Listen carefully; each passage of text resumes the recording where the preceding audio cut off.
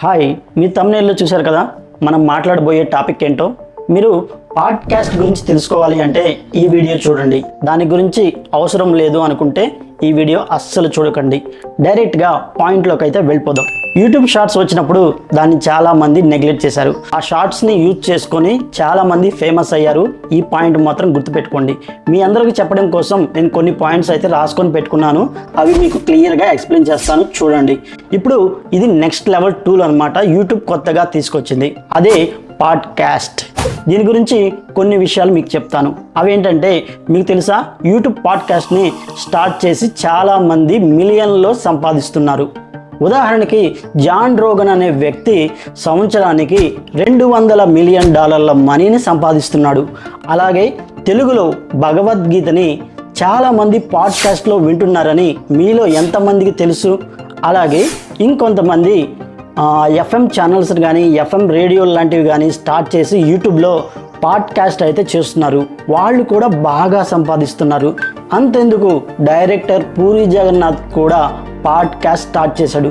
కానీ వీడియోలు అయితే స్టార్ట్ చేయలేదు, పాడ్కాస్ట్ మాత్రమే స్టార్ట్ చేశారు. మరి ఎందుకంటే ఇది నెక్స్ట్ లెవెల్ కాబట్టి. వీడియోలు చూడడం ఇప్పుడు మామూలు అయిపోయింది.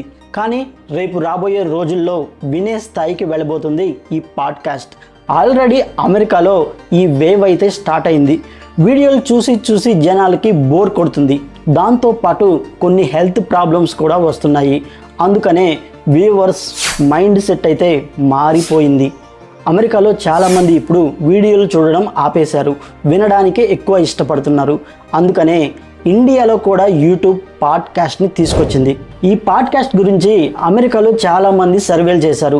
వారిలో ఎక్కువ మంది వీడియోలు చూడడానికి ఇష్టపడడం లేదని తేలింది, కానీ వినడానికి ఇష్టపడుతున్నారు. అందుకనే ఇది నెక్స్ట్ లెవెల్, నెక్స్ట్ వేవ్, ఇంక ఏదైనా అనుకోవచ్చు. కానీ ఇప్పుడు మొత్తం మారిపోయింది. Podcast listen.